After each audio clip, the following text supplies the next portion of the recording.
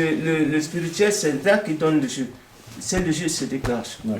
Bon, et puis maintenant, le physique passe après. Est-ce que c'est bon? Donc, voilà alors, tout cela, l'ensemble compose la sexualité que Dieu a créée. Parce que sans cela, il y a quelque chose qui manque. C'est-à-dire que pour arriver à une sauce, il y a des ingrédients qu'on met avant et ça débouche sur la sauce. Donc, pour la sexualité, une bonne sexualité réussie, il y a des préalables. Il faut le réveil sexuel. Et dans le réveil sexuel, il y a, à partir de l'attirance, il y a certains comportements. La femme aussi a certains comportements. Et à un moment donné, voilà, l'ensemble de ces comportements convergent vers la pratique de l'acte sexuel. Mais entre nous, chrétiens, nous ne parlerons plus de l'acte sexuel, nous parlons de faire l'amour. Et Dieu, l'essence même de Dieu, c'est l'amour. Donc c'est à tort que les gens utilisent le mot faire l'amour à la place de la sexualité. C'est ce que je voulais faire. Maintenant, l'autre côté, voilà les choses expliquées. Bien. Nous arrivons à l'orée du mariage. Voilà. Donc, maintenant, je ne coupe pas papa, hein. Je le laisse d'abord respirer parce que après, il va reprendre. Bon, je suis content parce que là où je voulais que le débat s'oriente, ça commence à rentrer là. S'il n'y a pas que les célestes chez les célestes, ce que nous venons d'expliquer, c'est pour les enfants de tous les enfants du monde. Bon, et les adultes aussi. Il y a donc, après cela, moi je ne veux pas donner la deuxième partie, il y a des conséquences. Quelqu'un a dit ici que maman est expérimentée, comment il a dit la chose. Bon. La maîtrise. Maîtrise. Non. Maman ne maîtrise pas. Non, elle n'a pas dit qu'elle maîtrise. Ah bon? Non, elle n'a pas dit ça. Donc je suis d'accord, elle ne maîtrise pas. Mais qui maîtrise? Personne. Parce que dans l'église céleste que nous connaissons, nous savons que c'est ceux qui sont moi je ne sais pas caporal, hein. Donc ne regardez pas chez moi. Ceux qui sont habillés avec des grands bobos, c'est eux qui sèment la zizanie dans l'église. Qu'est-ce qui se passe? Il faut donc adjoindre à ce thème les conséquences de la sexualité dans l'église céleste, pas ailleurs. Là maintenant, je suis dans l'église céleste uniquement. Bien. Nous savons que quand je touche ces côtés-là, ça regarde directement Dieu. Parce que ces règles qui sont naturelles chez les célestes, c'est Dieu qui les a envoyées par Oshofa.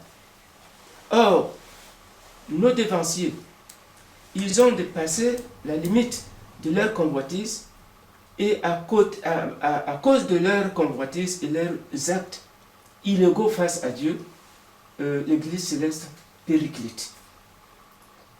Qui périclite, pas l'église céleste. C'est eux qui pas l'église céleste. Voilà. L'église céleste, la lumière est là, fixe au-dessus du chargé. Si tu te mets sous la lumière, tu reçois la lumière. Si tu t'éloignes, c'est toi qui t'éloignes de la lumière est là. L'église céleste, elle reste intacte. L'église céleste que Dieu a donnée à Papa Oshofa, elle est intacte et restera toujours intacte. Mais les gens qui amènent des pratiques contraires au rite de l'église, ce sont eux qui se défraient. Voilà. Lapsus linguae. Donc, on continue. Alors, ce dévancier, tellement, qui dit souvent que j'ai entendu un grand ici dire qu'il y a trois choses dans l'église qui détruisent l'église. Il y a l'honneur, il y a l'argent et il y a la femme. Or, quand on parlait de femme, on touche quoi? La sexualité dans l'église. C'est là où la destruction naît, à cause de femmes.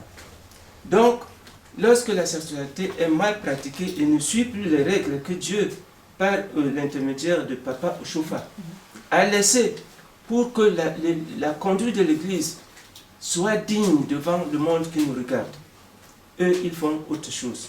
Donc, voilà les conséquences dans l'église. ce qui arrive que... Non, il y a une partie là que vous avez sautée, oui. Oui, je voulais revenir effectivement sur cette partie-là. En fait, c'est l'aspect du fait que deux personnes, par exemple, étant mariées, on en arrive au fait que, par exemple, l'homme subisse... non, vous êtes parti trop loin. Oui, non, parce que avant de parler de mariage là, oui, dans l'église, devant Dieu, pour parler de mariage, on ne se lève pas pour parler de mariage. Si quelqu'un a la crainte de Dieu, il fait quoi? Jean chapitre 2, les noces de Cana. Dans Jean chapitre 2, aux noces de Cana, ce couple-là a voulu que Jésus-Christ fût présent à leurs noces. C'était pourquoi? Recevoir la bénédiction. Je ne connais pas, je ne connais pas, je ne la connais pas. Voilà que tu la désires. Elle est une femme, tu as un sexe, elle a un sexe. Elle a les collines là, elle les a. Elle est bien faite. Mais tu ne sais pas, ça c'est le corps que tu as vu. Ce corps-là, il est périssable. Mais l'esprit là, que revêt le corps. Le corps, c'est juste la carapace. L'esprit là, ce n'est pas le corps qui fait.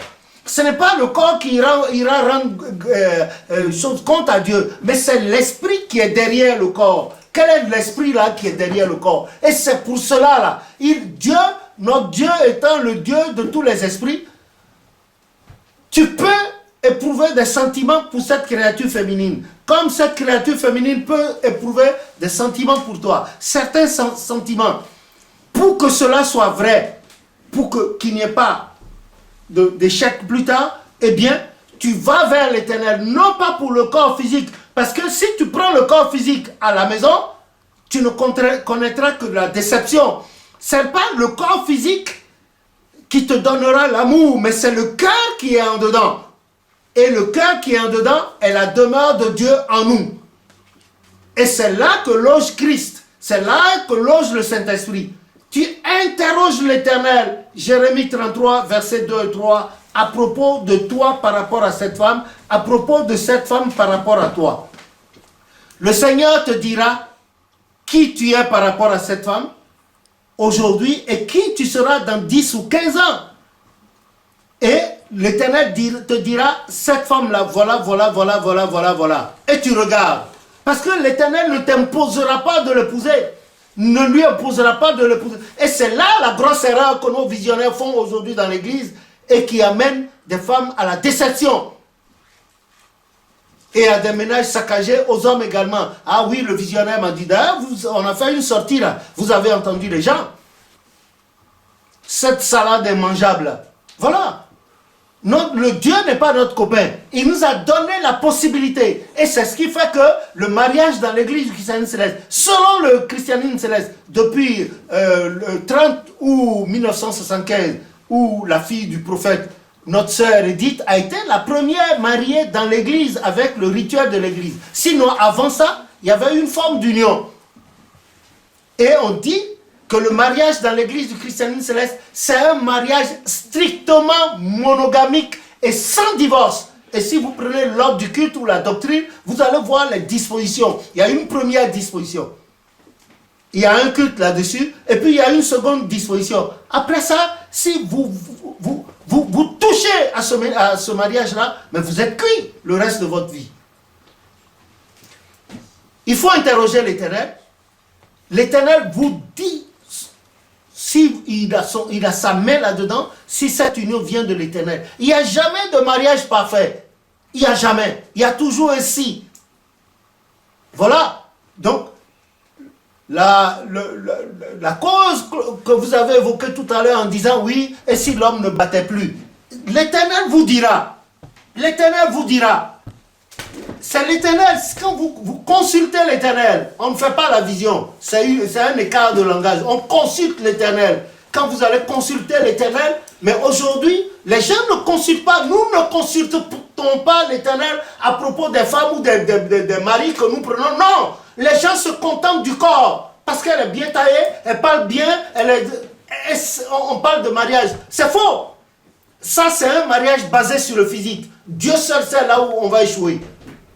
Mais il faut faire le mariage selon l'intervention de l'Éternel, c'est-à-dire tu aimes ton Dieu de tout ton cœur, l'Éternel Dieu ne te cachera jamais ce qui va se passer. S'il sait que toi, dans ton cœur, tu veux du bien par rapport à cette fille, tu peux lui vouloir du bien qu'elle ne soit pas la femme qu'il te faut. Elle peut te vouloir du bien que tu ne sois pas l'homme qu'il faut. Et personne ne peut obliger l'Éternel à accepter ce qu'il n'a pas conçu. Le psaume 139 est là pour nous guider. Il dit, tu me connais, tu me sondes. Tu pénètres de loin ma pensée et tu connais mes voies. Voilà. Quand je n'étais pas encore né, je nageais dans l'infini du néant. Les jours et les années de ma vie étaient tous inscrits devant toi et tu les connaissais.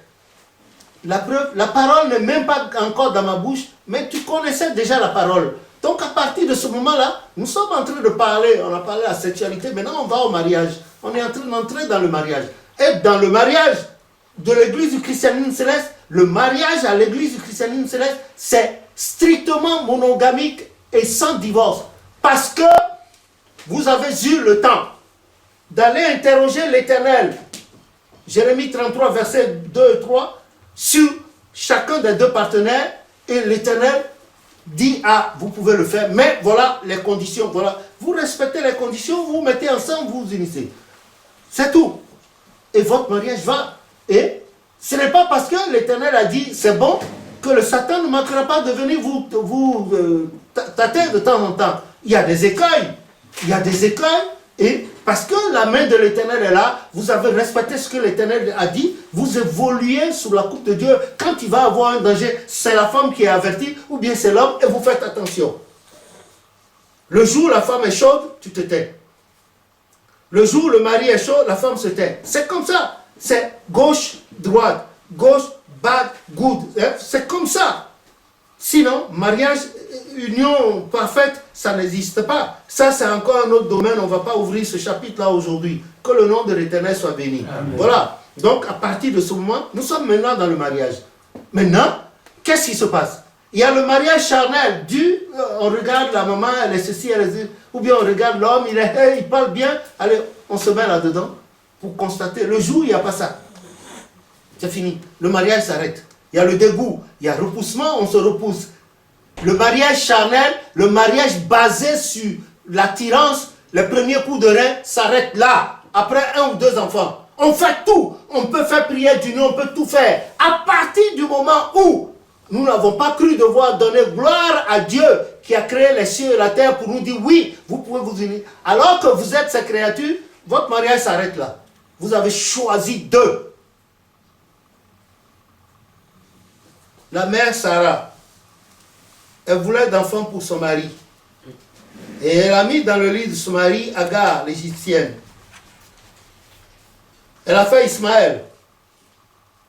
Et à un moment donné, quand Israël est né et Isaac est né, l'Éternel lui a dit, la femme a dit, bon, elle n'a qu'à partir. Abraham a hésité. Qu'est-ce que l'Éternel lui a dit? Elle a dit, fais ce que ta femme a dit. Voilà. Elle n'avait pas demandé, posé la question à l'Éternel de savoir s'il fallait mettre Agar dans le lit de son mari pour avoir une postérité. Elle l'a fait parce qu'elle voulait d'enfants. Et l'autre était son esclave. Et elle avait droit de vie ou de mort sur l'autre. Voilà. Elle savait qu'à un moment donné, elle prenait son enfant.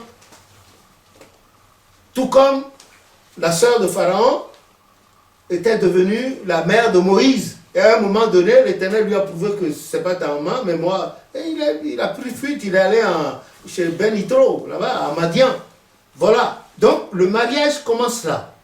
Maintenant, si vous étiez déjà marié, quand vous étiez protestant ou catholique, vous arrivez à l'église du christianisme céleste, votre mariage vaut.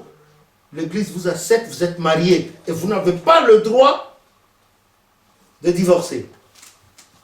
Si vous avez fait votre mariage civil avant de devenir chrétien céleste, votre mariage est accepté par l'église du christianisme céleste. Et l'église ne cautionnera jamais la séparation entre vous deux, a fortiori le divorce. Voilà. Mais vous ne pouvez pas être marié, venir à l'église du christianisme céleste et devenir polygame ou la femme polyandre. C'est des choses que l'église du christianisme céleste n'accepte pas. Que le nom de l'Éternel soit béni. Voilà. Maintenant là, vous êtes un couple. dans l'église du christianisme céleste. On a dépassé le stade de christian. Donc papa et maman sont avertis, vous allez leur donner des conseils, tout ça, les encadrer davantage. Et si tu veux, tu me poses des questions, je te réponds. Mais tu payes, hein? Ah bon. Que le nom de l'Éternel soit béni. Donc maintenant, nous parlons du mariage. Le couple est là.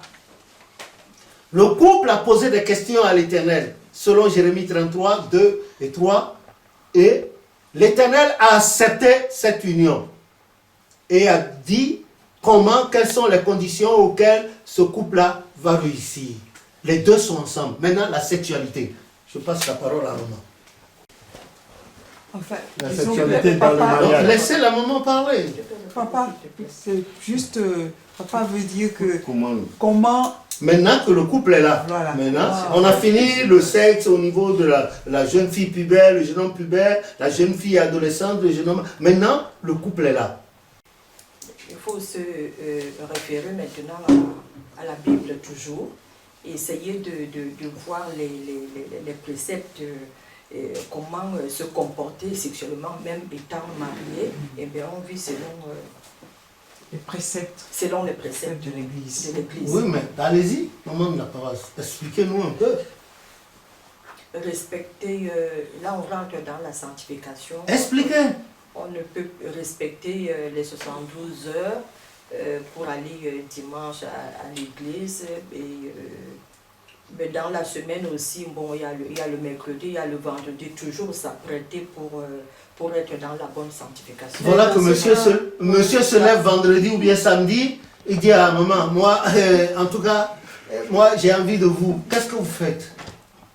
Parce que les gens écoutent là-bas. Ça peut arriver qu'on demande Non, les gens écoutent parce que ici, la sœur Clarisse, la femme, Madame Samba, a posé cette affaire, cette question là-bas et c'est sur vidéo. Elle a dit, mais ça, c'est qu'elle était dans un milieu, les gens ont dit, mais ça, c'est quelle église ça, hein? Et que même les vendredis ou bien les samedis, on ne peut pas toucher à sa femme ou bien son mari parce qu'on dit qu'on va à l'église. Ça, c'est quoi ça? Vous vous rappelez, il y a une vidéo là. C'est ça, cherchez, oui. Alors, si on vient, il y a une question comme ça qui vient vers vous, qu'est-ce que vous allez dire à un jeune couple? Vous avez de l'expérience de vie et puis vous n'êtes pas une petite fille. Qu'est-ce que vous allez leur dire, maman de la paroisse? Et qu'est-ce que vous allez dire? Oui, regardez Alex. Si je peux venir en aide. Ah oui, parce que c'est ta maman. Saint Paul a bien dit qu'il y a un moment pour vaquer aux occupations charnelles, il y a un moment pour vaquer aux occupations spirituelles. Si l'homme arrive dans ce moment qu'il ne peut pas s'abstenir, dans ce cas, s'il va vers sa femme, il doit respecter le spirituel. Et dans ce cas-là, il doit respecter les jours de sanctification qui sont ordonnés et faire sa prière à Dieu pour dire, Seigneur, pardonne-moi, mais voici ma faiblesse. Mais que moi je reste dans ma sanctification que tu as donnée à papa au chauffard, et que je respecterai ces jours-là, et que j'irai plus tard au temple pour vaquer aux choses spirituelles. Et si la femme n'est pas d'accord? Dans ce cas-là, tu peux accepter, lui faire plaisir, mais aller toujours devant Dieu pour demander pardon. Ah, c'est la maman qui a raison. Oui, dites encore, que les gens entendent bien. C'est-à-dire, lui, il a posé la question de savoir, c'est le temps, on s'apprête pour aller au culte, c'est-à-dire dans 2 ou 3 jours, et monsieur se présente devant sa femme. Les deux, entre-temps, sont chrétiens célestes. Oui? En ce moment-là, on ne peut pas toujours dire non à chaque fois. Vous vous agenouillez devant l'Éternel, vous lui demandez pardon, vous l'invoquez, et puis après, vous faites ce que vous avez à faire après. D'accord. Et la sanctification, Non, et si c'était la femme qui demandait, poser des questions justes. Oui, mais c'est tout ça que je veux poser. Non, et si c'était la femme qui demandait. Et deuxième question, et si le monsieur il est chargé des paroisses? Si le monsieur est chargé de... D'abord, si c'est la femme d'abord. La première question. Si c'est la femme qui fait la demande. Qui demande à faire l'amour avec son mari alors qu'ils sont à 48 heures du culte. C'est pareil. Là, ça revient au même, c'est toujours ce pardon-là. Vous vous agenouillez devant l'Éternel et vous l'implorez, vous lui demandez pardon et puis... D'accord. Et maintenant, si sa fonction à l'église, c'est chargé des paroisses? Par contre, pour moi, c'est pas clair. Quand ils disent ils vont devant l'Éternel, ils demandent pardon et ils font... Après, bon, puisque là, Ils font quoi? voilà, moi je comprends pas. Voilà, Ils font quoi? Et qu'est-ce qu'ils font après? Est-ce que, bon, sachant qu'il y a les 72 heures de sanctification, elles sont en 48 heures, après avoir fait l'acte sexuel, après avoir fait l'amour, ils repartent à l'église. Non, ils repartent. Voilà, parce Non, que il c'est faut pas très clair. respecter. Voilà, oui. Non, non, vous ne pouvez pas, puisque c'est bien dit 72 heures. Il faut respecter les 72 heures. Si les 72 heures ne sont pas atteintes, on ne peut pas mettre pied à l'église. Et C'est pas possible. il faut préciser la femme et l'homme. Hein. La Parce femme et l'homme, qu'avant, oui. Parce qu'avant, c'est vrai, on avait on ne nous précisait pas cet enseignement.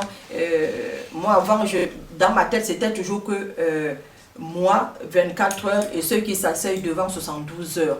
Mais après l'enseignement, je vois que tout le monde, c'est 72 heures.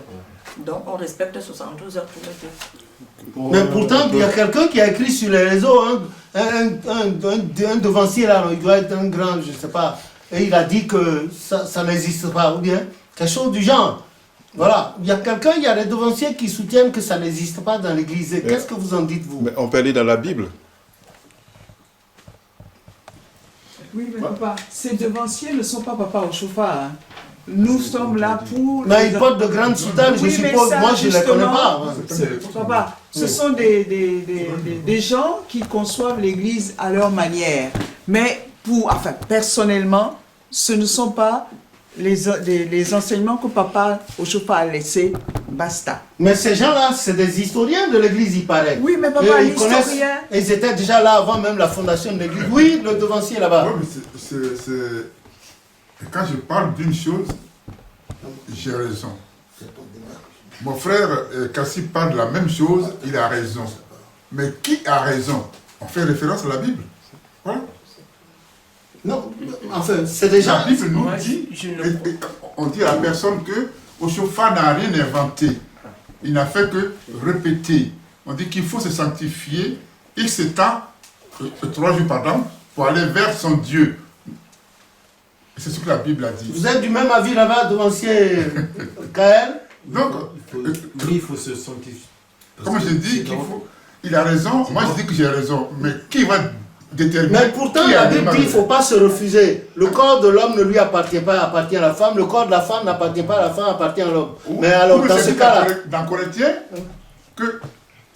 il va y avoir des moments où il faut une concertation, il faut que tout le monde soit d'accord. Mais voilà qu'en ce moment-là, à 48 heures du culte, la femme se lève et demande à son mari de lui faire l'amour, bien le mari se lève et dit à la femme, tu me plais, je veux aller avec toi. Oui, qu'est-ce que vous en pensez, vous, là-bas? Par exemple, un exemple qu'il faut faire, parce que cela nous arrive, c'est la prière dans le cœur. Parce que ça peut être aussi une manière que l'Éternel peut nous éprouver à travers cette femme. Si vraiment, si on aime vraiment Dieu, lorsque la femme vient vers nous pour nous dire oui, j'ai envie de toi, toi, dans ton cœur, tu invoques l'Éternel. Est-ce que vraiment les mots qui sont sortis de la bouche de ta femme viennent de l'Éternel? Parce que c'est aussi le Satan peut passer par là pour te faire détourner du culte dans lequel vous préparez à partir et éventuellement recevoir la grâce sur laquelle vous demandez. Donc, lorsque cette situation nous arrive, c'est automatiquement la prière dans le cœur. On prie dans le cœur, on prie dans le cœur, on prie dans le cœur. En fonction après de la réaction de la femme ou de l'homme, on a juste si vraiment le désir est toujours là, il est toujours présent, donc il faut y aller. Mais si le désir finalement après il s'évapore, c'était simplement une épreuve que l'Éternel ou soit le Satan qui voulait vous éprouver, vous tenter, et voilà, c'est cette manière-là qu'il faut s'appliquer pour répondre à cette situation. Qui veut ajouter quelque chose? Moi, je voulais ajouter quelque chose. Donc, du coup, je vais juste... Soyez bref, soyez bref. Oui, je vais être bref, mais... Alors, qu'est-ce que je voulais dire? On veut... Non, je vous pose pas la question. Je veux résumer parce qu'il a demandé d'être bref. Alors, ce que je voulais dire, c'est ça. C'est qu'aujourd'hui, si je résume l'acte sexuel, c'est un acte divin pratiqué par le physique, mais toujours sponsorisé et assisté par le divin. Alors, pour quelqu'un qui veut déroger à une règle, il faut qu'il prie Dieu, et quand il veut revenir pour il faut qu'il se sanctifie. Le mot sanctification s'appuie sur la racine du sang. L'érection qui se fait pour un homme qui doit aller vers sa femme s'appuie sur le sang. Le sang part du cœur.